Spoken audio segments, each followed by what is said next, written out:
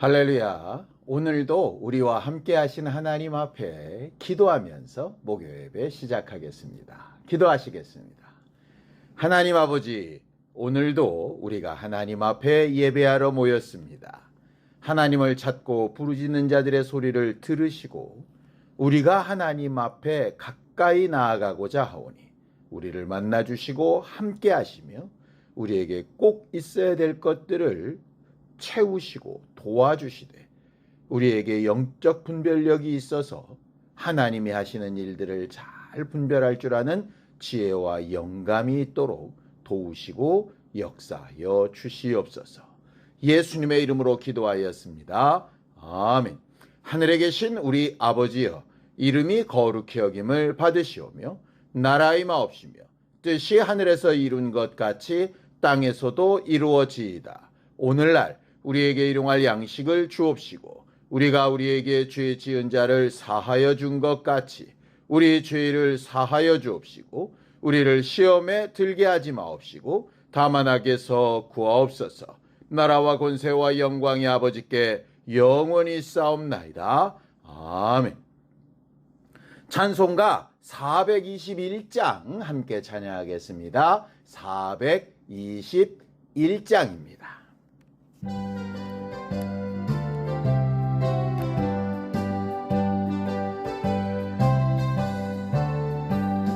내가 예수 믿고서 죄 사함 받아 나의 모든 것 다 변했네. 지금 내가 가는 길 천국길이요 주의 피로 내 죄가 씻겼네.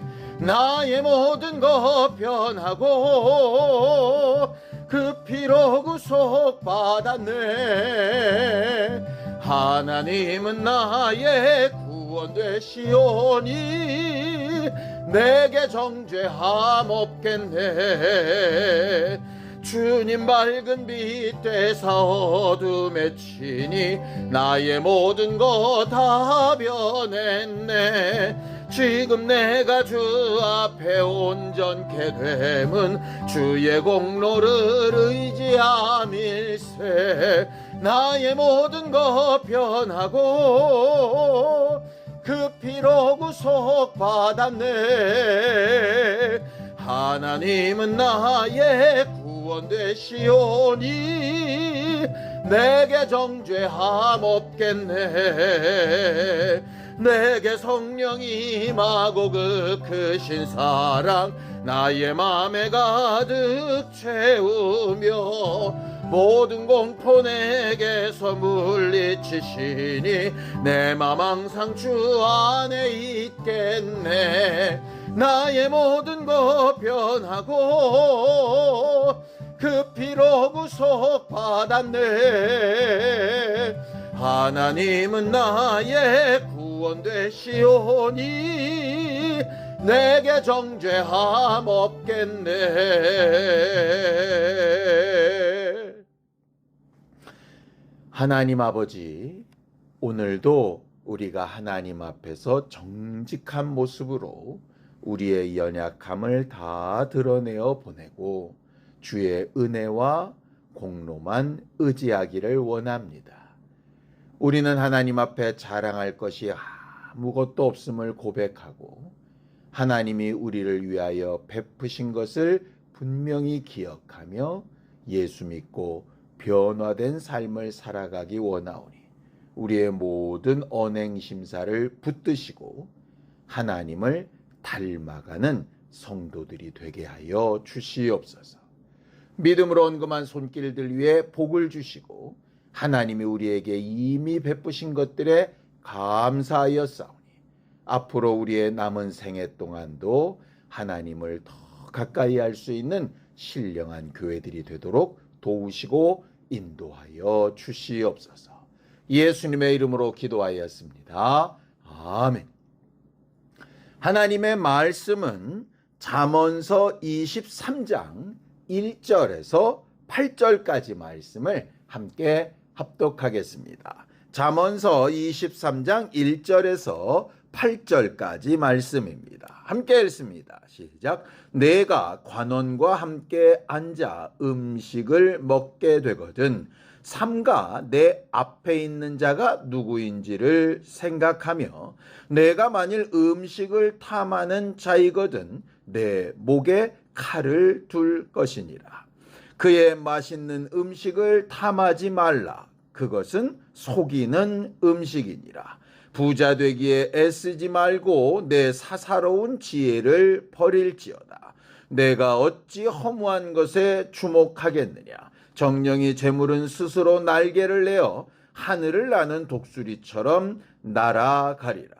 악한 눈이 있는 자의 음식을 먹지 말며 그의 맛있는 음식을 탐하지 말지어다. 대저 그 마음의 생각이 어떠하면 그 위인도 그러한즉 그가 내게 먹고 마시라 할지라도 그의 마음은 너와 함께 하지 아니함이라. 내가 조금 먹은 것도 토하겠고 내 아름다운 말도 헛된 대로 돌아가리라.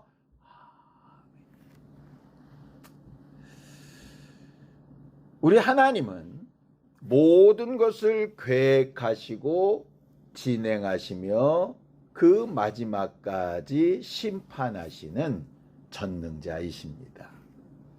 그 전능자이신 하나님이 아들을 통하여 자신을 비유하실 때에 여러 비유 가운데 하나가 내 아버지는 농부시라 하는 말씀이 있죠. 그 농부시라 하는 비유의 가장 중심이 되는 생각은 심은 대로 거둔다라고 하는 것입니다. 성경을 보죠. 갈라디아서 6장 7절입니다. 함께 읽습니다. 시작. 스스로 속이지 말라. 하나님은 업신여김을 받지 아니하시나니 사람이 무엇으로 심든지 그대로 거두리라 라고 이렇게 말씀하시죠. 하나님이 믿는 우리에게 가르치신 삶과 생활의 태도는 심은 대로 거둔다라고 하는 겁니다. 그리고 그 기준은 마지막 날 심판 때에도 동일하게 적용된다라고 말씀하세요. 마태복음 16장 27절입니다. 함께 읽습니다. 시작. 인자가 아버지의 영광으로 그 천사들과 함께 오리니 그때에 각 사람이 행한 대로 갚으리라 라고 이렇게 되어져 있죠. 하나님은 심은 대로 행한 대로 갚으시고 거두게 하시는 하나님이십니다. 이걸 세상에서 쓰는 말로 좀 바꿔보면 어떻게 되느냐? 공짜는 없다라고 하는 것이죠. 우리가 세상을 살아가면서 우리의 모든 노력이나 수고보다 훨씬 더 좀 많은 것이 있기를 기대하는 경우들이 있습니다. 그런데 오늘 본문에도 그것을 이렇게 경고하고 있어요. 잠언서 23장 1절에서 3절입니다. 함께 읽죠. 시작. 내가 관원과 함께 앉아 음식을 먹게 되거든 삼가 내 앞에 있는 자가 누구인지를 생각하며 내가 만일 음식을 탐하는 자이거든 내 목에 칼을 둘 것이니라. 그의 맛있는 음식을 탐하지 말라. 그것은 속이는 음식이니라 라고 이렇게 되어져 있죠. 여기서 말하는 음식은 말 그대로 먹는 음식이라는 뜻도 되지만 사실은 그렇게 함께 먹으면서 교제를 하면서 서로 도모하는 이익이라고 하는 말입니다. 관원과 함께 앉게 되고 어떤 관계하는 자와 함께 앉게 되어 음식을 먹고 마실 때에 그 결과로 나오는 이익을 위해서 이렇게 저렇게 하는 것이라면 그 자리가 매우 위험할 수 있다라고 이렇게 경고하시는 것이죠. 우리는 뉴스 같은 데서 그런 경우들을 굉장히 많이 봅니다. 과거 어느 때 수년 전에 어느 누가 밥을 먹으며 돈을 받았다, 명품 시계를 받았다 이런 얘기들을 듣게 됩니다. 그 사람들이 그 당시에는 그게 이렇게 문제가 될 줄 알았을까요? 당연히 몰랐을 겁니다. 그 정도는 해도 괜찮고 이 정도는 유익이 된다고 생각하고 그럴 수 있다라고 생각했겠죠. 그런데 시간이 지나 어느 때가 되고 나니 그런 적이 없다고 거짓말했다가 드러나서 창피를 당하기도 하고 실질적으로 그 죄에 대한 결과를 책임질 때도 있습니다. 성경은 바로 그 부분을 얘기하는 겁니다. 우리의 선택과 결정에는 반드시 책임이 따른다. 심은 대로 행한 대로. 세상에서 말하는 복은 우리가 수고를 하지 않고도 아주 유익을 얻거나 아니면 조그만 수고를 하고 많은 이익을 얻는 것을 복이라고 착각을 하는 경우들이 꽤 많이 있습니다. 근데 하나님이 말씀하신 것은 오직 예수 그리스도의 은혜 외에는 공짜가 없다는 거예요.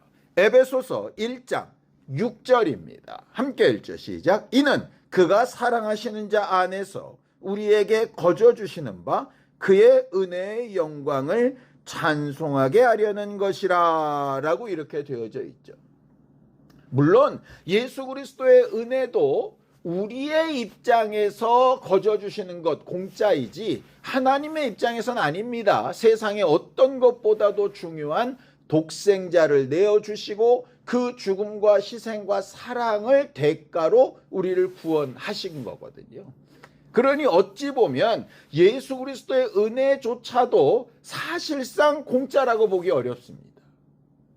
그냥 공짜로 하실 거였으면 내가 하나님이니 너희의 모든 죄 그냥 없던 걸로 치겠다 이렇게 얘기하셨어야죠. 그러나 하나님 자신도 우리를 구원하시고 우리를 살리시기 위해서 그냥 말만 공짜로 하신 것이 아니라 직접 자기의 가장 사랑하는 아들을 내어주시고 그 핏값으로 우리를 사신 것을 보면 확실히 하나님이 만드신 세상에서는 공짜가 없다는 겁니다. 당장은 대가를 치르지 않은 것 같지만 그 대가는 반드시 온다라고 하는 거죠.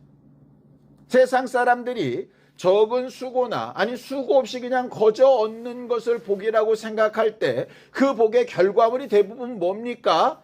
여러 가지 말들이 있을 수 있겠지만 결국은 물질, 돈일 겁니다. 오늘 성경 본문은 그 돈에 대해서도 이렇게 경고를 합니다. 잠언서 23장 4절에서 5절입니다. 함께 읽죠. 시작. 부자 되기에 애쓰지 말고 내 사사로운 지혜를 버릴지어다. 내가 어찌 허무한 것에 주목하겠느냐? 정령이 재물은 스스로 날개를 내어 하늘을 나는 독수리처럼 날아가리라 라고 이렇게 얘기하죠. 말씀 그대로 물질은 우리의 삶을 보증해 주지도 않고 그 보증된 일이 계속 유지되어져서 영원토록 되어지지도 않습니다. 결국 언젠가 떠나는 날이 있고 또 우리가 정말 바라고 소망하지만 그것이 우리를 배신해서 도리어 큰 상처나 아픔이 되기도 하지요. 그래서 물질은 믿음의 대상이 아니다라고 믿는 자나 믿지 않는 자나 다 똑같이 이야기합니다. 그런데 실상은 어떻습니까? 말은 물질 믿고 사는 거 아니다. 물질은 있다가도 떠나는 것이다. 돌고 돌아서 돈이다. 이렇게 말들은 다 맞게 하는데 실제 생활이 되면 그래도 돈이 많았으면 좋겠다. 이 돈이 있는 것이 안심이 된다. 이런 생각들을 하게 되지 않습니까? 그리고 실제로 행동하는 것도 그것을 막 목적으로 하지 않습니까? 사람을 교제하는 것도 심지어는 와서 신앙생활하며 기도하는 것도 심지어는 내가 하나님 앞에 어떻게 뭔가를 해볼까 하는 그 다음의 결과물도 결국 물질이나 부유함이나 평안함이나 이렇게 있지 않나요? 그렇게 되어지는 것이 나쁘다가 아니라 우리는 연약해서 그렇게 흘러갈 수밖에 없는 존재다라고 하는 걸 인정해야 되는 것이죠. 목사일지라도 돈 앞에 흔들리게 되는 경우들이 꽤 많이 있습니다. 아무리 훌륭한 인격자라도 큰 물질이나 당장의 유익 앞에 마음의 유혹이 생기고 마음이 흔들리는 것은 어쩔 수 없는 일이라 할 수 있습니다. 그럼 그때 뭐가 중요하겠습니까? 우리가 지난 주일날 보고 듣고 배운 것처럼 영적 분별력이죠. 이렇게 지금 얻고 받고 교제하는 것이 정말로 유익한 것인가? 아니면 독을 먹고 마시는 것인가? 지금 하는 이 유익함이 진짜로 유익한 것인가? 아니면 당장 유익해 보이지만 결국은 나를 파멸로 이끌 것인가? 하는 것을 분별하는 지혜가 있는 것이 매우 중요하죠. 그걸 할 때마다 우리가 반드시 머릿속에 넣어둬야 될 것이 있습니다. 그건 뭐냐? 이 모든 선택과 진행되는 과정 가운데 결국은 누구의 책임이냐? 내 책임이라는 거죠. 하나님이 이끌어 가시는 부분도 있고 원수가 우리를 유혹하고 미혹하는 부분도 있습니다. 그러나 결국 마지막 선택은 누가 하는 겁니까? 본인이 하는 겁니다. 뱀이 하와를 유혹했습니다. 맞습니다. 그런데 결국 선악을 알게 한 나무의 썰매를 따먹은 건 하와죠. 하와가 아담을 유혹한 건 맞습니다. 그런데 결국 그 말을 듣고 따먹고 죄를 지은 건 아담 아닙니까? 예수를 믿는 것도 마찬가지입니다. 목사가 권면을 하고 전도자가 권면을 하고 부모가 축복을 하고 아무리 해도 결국 그 믿음을 선택하고 받아들이고 고백하는 건 누굽니까? 자기가 해야 되는 문제입니다. 기도해야 됩니다. 말씀을 읽어야 됩니다. 예배에 성공합시다. 많은 말들과 교훈을 들어도 결국 그것을 선택하고 행동하고 심고 해야 되는 사람은 누구냐면 자기 자신인 것이죠. 반대로 피하고 싶기도 하고 나와 상관없다고 고백하고 싶기도 하지만 실제로 내가 행동한 것에 대한 결과는 반드시 다가온다라고 하는 겁니다. 결국 우리가 신앙생활하고 하나님의 나라를 향하여 가게 될 때에 우리 마음속에 분명히 둬야 될 한 가지 기준은 내가 선택하고 내가 생각하고 내가 판단한 대로 반드시 책임과 대가가 있다라고 하는 사실이죠. 그러므로 나와 함께 교제하는 사람, 나와 함께하고 있는 사람, 나와 함께 모든 것을 선택하며 결정해 가고 있는 사람들과의 관계 가운데서도 그 마음을 잘 살피고 내 마음을 잘 살펴서 이것이 정말로 유익하고 복된 일인가 아닌가 하는 것을 구분할 지혜와 영감이 매우 필요합니다. 잠언서 23장 6절에서 8절입니다. 악한 눈이 있는 자의 음식을 먹지 말며 그의 맛있는 음식을 탐하지 말지어다. 대저 그 마음의 생각이 어떠하면 그 위인도 그러한즉 그가 내게 먹고 마시라 할지라도 그의 마음은 너와 함께하지 아니함이라. 내가 조금 먹은 것도 토하겠고 내 아름다운 말도 헛된 대로 돌아가리라 라고 이렇게 되어져 있죠. 사람들은 당장의 유익이나 자기한테 필요한 것이 있으면 사람들의 말을 막 이용하기도 하고 그 사람들의 마음을 막 받아들이기도 하고 이렇게 하는 것이 나한테 좋은 일이겠다 싶어서 이런저런 선택과 결정들을 하게 됩니다. 나름 지혜 있다 생각하고 그것이 세상 사는 아주 좋은 비법이라고 생각하면서 살아가기도 합니다. 그런데 여러분, 우린 언젠가 하나님 앞에 서게 되는 날이 있고 서게 되는 그날에 우리가 나름 지혜롭다고 했던 그 일이 결국은 내게 독약 같은 것으로 돌아올 수 있을 겁니다. 가룟 유다를 생각해 봅시다. 가룟 유다는 제사장들과 바리새인들에게 은 30을 받아서 유익하게 되고 예수는 법정에서 무죄를 받고 그러면 예수에게도 좋고 자기에게도 유익이 되고 그래서 이 모든 일들이 예수님처럼 미련한 방식으로 해결하는 것이 아니라 자기처럼 지혜로운 방식으로 해결할 수 있을 것이라고 믿었을지 모릅니다. 그런데 그의 생각과 판단대로 되지 않죠? 자기는 무죄한 피를 팔았다고 막 항변하지만 결국 예수의 죽음과 그 핏값이 정말 사람들에게 영향을 미치는 것을 자기 생각으로 막을 수 없습니다.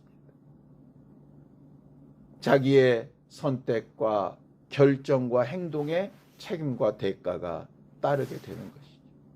예수께서 안타까워하셨지만 정말 그가 그렇게 되지 않기를 바라셨지만 결국 그는 그의 선택과 결정을 따라서 책임지는 삶을 살게 됩니다. 그 마지막 모습이 매우 처참했죠. 우리는 살아가면서 당장의 유익이나 당장 내 눈앞에 좋아 보이는 일 때문에 하나님이 세우신 원칙이나 그 기준을 무너뜨리는 일이 없게 되기를 예수님의 이름으로 축원합니다. 많은 사람과 교제하고 음식을 먹고 마시며 그들과 정말 함께하는 삶을 살아야 되기는 하지만 그것이 어떤 유익이나 잘못된 것을 찾아가는 그런 헛된 방법이 되지 않게 되기를 예수님의 이름으로 축원합니다. 그를 위해서 우리가 늘 기도해야 될 것은 영적인 분별력입니다. 하나님께서 우리의 눈을 여시고 마음과 생각을 여셔서 하나님의 기뻐하시고 온전하신 뜻을 잘 분별하는 교회가 될 수 있도록 자기가 져야 될 책임과 그 대가를 회개함으로 해결하고 하나님 앞에 묵묵히 겸손한 교회가 될 수 있도록 함께 기도하시겠습니다. 하나님 아버지, 하나님께서 우리 모두와 함께 하시고 우리에게 있어야 될 것을 아시고 도우시오니 하나님 앞에 늘 겸손한 심령들이 될 수 있도록 우리 모두와 함께하여 주시옵소서. 우리의 모든 생각과 선택과 판단과 결정에 책임이 따르는 것을 배웠사오니 우리가 주 예수의 은혜 위에 우리가 해야 될 일을 성령과 말씀을 통하여 잘 인도받고 선하고 온전한 교회의 모습으로 만들어져 갈 수 있도록 우리를 도우시고 인도하여 주시옵소서. 이제는 우리 주 예수 그리스도의 은혜와 하나님 아버지의 극진하신 사랑과 성령님의 감동하시고 함께 하시는 분명한 증거가 하나님이 가르치신 대로 모든 일에 책임과 대가가 있음을 알고 영적 분별력으로 잘 선택하기를 결심한 우리 모두 위에 이제부터 영원까지 함께 있을지어다. 아멘.